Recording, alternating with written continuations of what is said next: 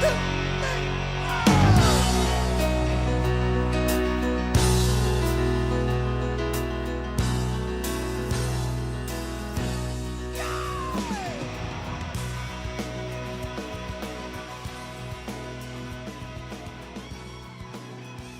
morning. Welcome back to the Broadcast Retirement Network. This is BRN AM for Tuesday, November 21st, 2023. And our top story, have lower mortgage rates actually boosted real estate demand? And joining me now to discuss this and a lot more, Carl Delmont is with Freedmont Mortgage. Carl, always great to see you. Thanks so much for joining us on the program this morning. Oh, my pleasure. Thanks for having me on. It's always a pleasure. I love talking. We had Guy Sabatino on, I want to say a couple weeks ago, talking about his perspective on the housing market. We're going to get to your perspective in a few minutes, but I want to start off with mortgage rates. And mortgage rates, I think we're up close to 8%. Where do we stand as of our recording date, which is now? It's Monday morning. Yeah, I mean, rates have come down somewhat in the past week and a half. We're going to be probably in the low sevens, which, doesn't sound great, but coming off the all-time highs, not the all-time, but the recent highs, it's a welcome situation. And I've been saying for a while that I think Q2 of next year is where we're going to see rate relief. We may see it sooner, but I expect some volatility between now and then. But for the most part, here's what people need to understand. When right now, if you're emotionally and financially ready to buy a house, then now may be a good time, because once rates do drop and stay at a certain level, demand's going to increase, which means competition is going to be crazy. And just Econ 101, right? Supply and demand probably means home prices will stay where they are or go up. So you can always refinance when rates drop. And there's a lot of programs out there where you can get in now and have a temporary low rate, whether it's a buy down or an adjustable or things of that nature. Yeah. Have you seen applications kind of come down? I know last year maybe wasn't the best year for mortgage lenders and mortgage apps, but have you seen things pick up in terms of volume? Yeah, I mean, 2022, we saw volume drop, precipitously, but then 23, we saw several quarters that were good, but maybe not fantastic. And then I would say like fall of this year, you saw applications drop somewhat. Of late, it's picking up, at least for us. We've had a pretty good October, November, and we're seeing applications pick up. More people actually asking to get pre-qualified, maybe assuming that springtime is when they're going to be ready to buy, but find out what they need to do now, whether it's credit scores, down payments. And that's another thing too. There's a lot of grant programs and other things out there for people who, even if you have the 20% down, ask your loan officer to broker up a couple different options and find out if you put a little bit less money down and keep more in your bank, right? Maybe there's some options out there that can work out for you. So look at everything that's available and make sure that you find the right product and the program for your situation. And Carl, I just want to go back to something you said. You corrected yourself when you said historically highs, historically relative maybe to 2008. But yeah, you and I both grew up. Well, I grew up in the 70s and 80s. In the 80s, we had double-digit inflation, but we had double-digit mortgage rates. How high? Do you remember how high historically those rates were? Prime got almost 19% back in the 80s, and mortgage rates are about 16 or so. So I mean, yeah. But then again, by comparison, the average home price was about 48,000. Income was far lower, and it's interesting because back then, when you look at the amount of your income that went to housing, was far less than it is today. So I mean, housing prices are higher, taxes are higher, insurance is higher. All those components factor into the equation. And I was just reading, I can't forget who it is, maybe it was Redfin or Zillow. The median home price as of October was like $413,000. To your point, that's a large sum of money. And if you're earning a modest income, which most Americans are, most of us are, that's a high number. I mean, even putting 20% down on that, Carl, what's that, like a little over $80,000? That's a lot of money to be saving. Yeah, and to that point, I mean, a lot of the programs that states offer for grants, sometimes they run out of money right around Q3, Q4. So, hopefully they replenish it. But a lot of people are seeking those alternative programs, or maybe they can put in a little bit less money down. I think there's still some of that trepidation of people who are like, wait a minute, I remember back in 08, 09, people were underwater. And I've always thought that, the kids who grew up in that era, maybe they were in high school or maybe even in college and heard their parents say, oh, my house is underwater, I have to do a loan modification. I thought that would actually scare people from buying homes. but it didn't. I mean, we saw once the market corrected itself around 2011, 2012, and started moving away a little bit, all of a sudden now that age group started wanting to be homeowners. But now that same desire is met with that hurdle of, again, like you said, the cost and everything else. I mean, look at insurance. I mean, whether it's health insurance, car insurance, homeowners insurance, that's all a big component of it. And at some point, our municipality is going to start raising the tax rates because they need to raise money too. So that can add to it. So we'll see how this all progresses. Yeah, I was going to ask you, let's talk, before we go to commercial break, I want to ask you about aging in place. It's something we talked to Guy Sabatino about more and more, and I think it gives an advantage to the boomer generation over the Gen Z, even the millennial generation who don't have a lot of income. When going into some of these deals, if you don't have equity or you don't have a house to swap and you're a first-time buyer, you're kind of screwed in terms of buying that home because you're competing against someone who's got a lot more equity, a lot more money, probably better credit score. Yeah, and if it's a cash deal, that can work. Bridge loans are an important part of that. We're seeing people who take a bridge loan, which is a way to take the equity out of your current house and use that as your cash to buy the next one, and then you pay it off when you sell your house. So that's another way to leverage those things. And we're also seeing a little bit of an uptick in people using reverse mortgages to purchase their next house. But the other thing, to your point, I'm also seeing multi-generational housing where you'll see someone who's maybe in their 60s, 70s decide, I don't need this 4-bedroom house anymore. But then their younger kids who have grandkids and maybe they're working remotely or they have to go back to work now, they're deciding, hey, we'll sell mom's house. She moves in with us and we convert the garage and put an addition on. It doesn't cost that much more. And now you're sharing the cost of everything. You have built-in daycare if need be. Maybe they need the medical attention. I mean, we're starting to see that, and that's going to change the landscape a little bit. I'm even seeing builders offer brand new homes that have mother-in-law suites already attached.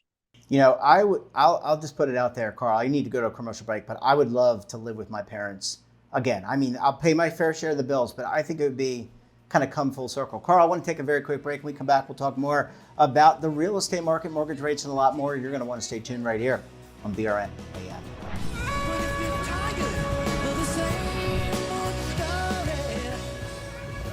Imagine a new television network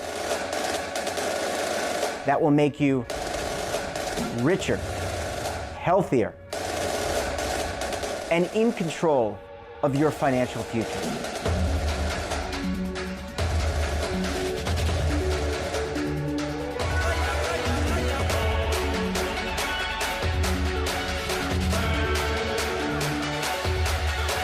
This network is for the policewoman in Nashville, Tennessee, the baker in Dubuque, Iowa, the teacher in Lexington, Kentucky. We want to make the idea of savings and retirement culturally relevant. But what do you see as a defining issue of the midterms, especially for the smaller businesses? I mean, they are the lifeblood of the American economy.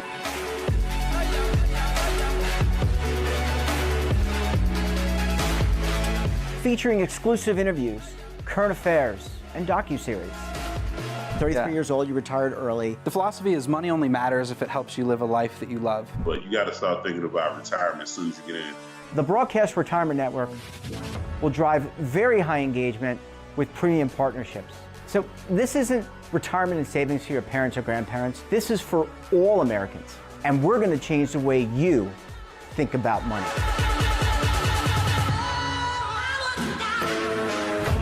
Welcome to the next frontier of retirement and savings. This is BRN, the Broadcast Retirement Network. Carl, thanks so much for staying with us. Really appreciate you hanging around for segment number 2 this morning. My pleasure. I want to ask you about this NAR lawsuit. It's been a lot in the media. A lot of the financial channels have covered it. I'm not sure it's really filtered its way to Main Street. I certainly need an education. What does this all mean? What was the case, and what does it all mean for your business and the future of real estate sales?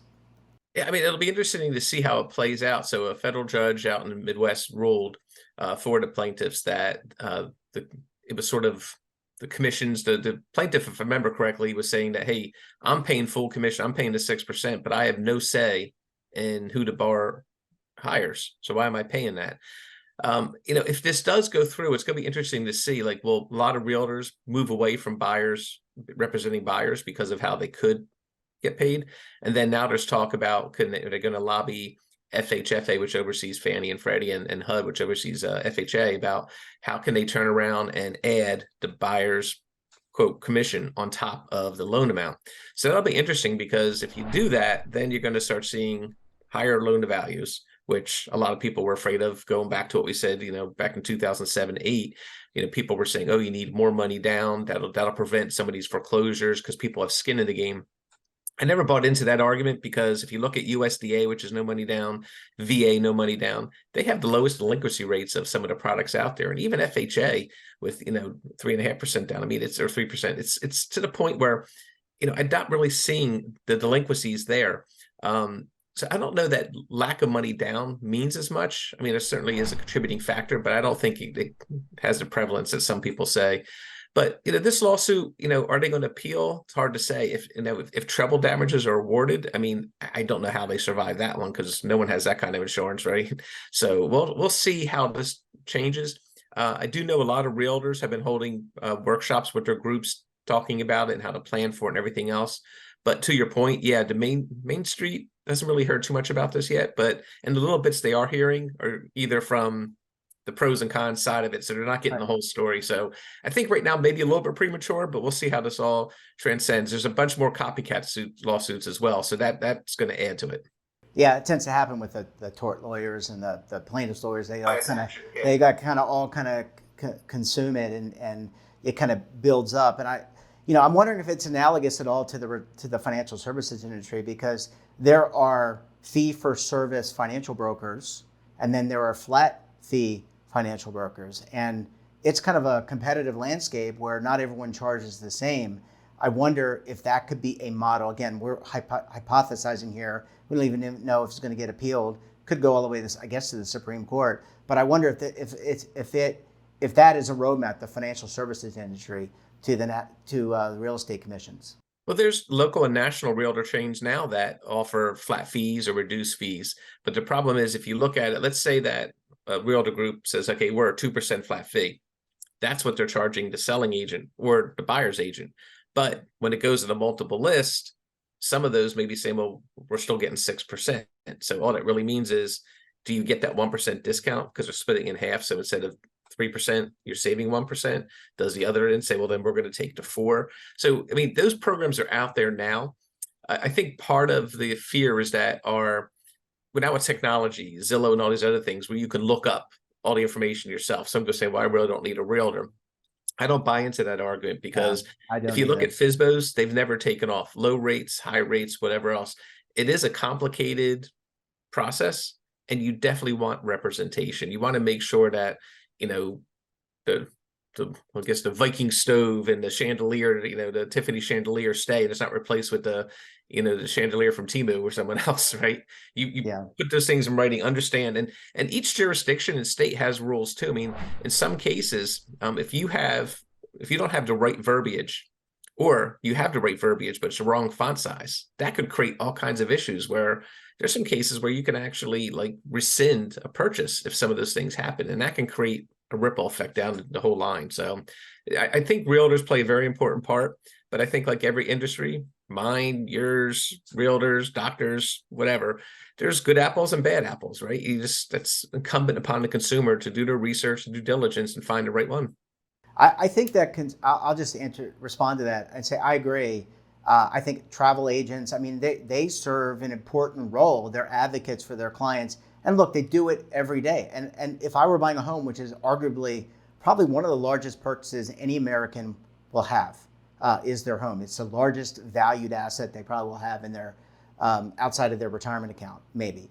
But I think you want someone who understands the nitty gritty, how to negotiate, to your point, making sure that the ceiling doesn't leak, that it's a properly priced property. They're going to have all the comparables. And yes, you can do all the research in the world on Zillow and Redfin and all these other sites, but it's the context. How do you take the context of that to act what's best on your behalf? And I think having a proxy is a good thing.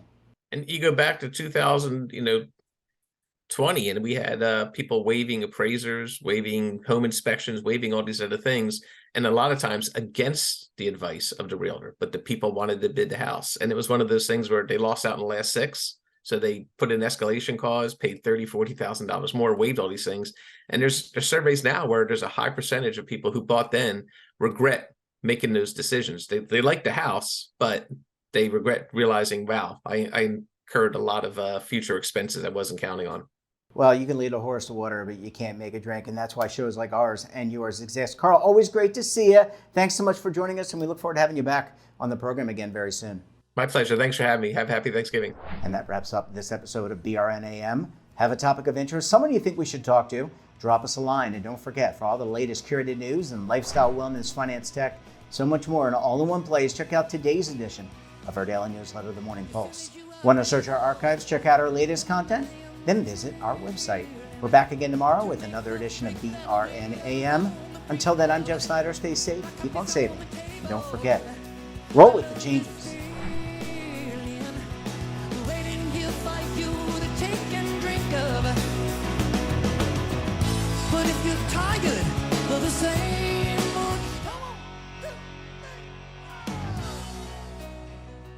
Now is your opportunity to co-create content around any topic on the First Lifestyle and Wellness Network. Reach a global audience through our platform and co-own exclusive branded content.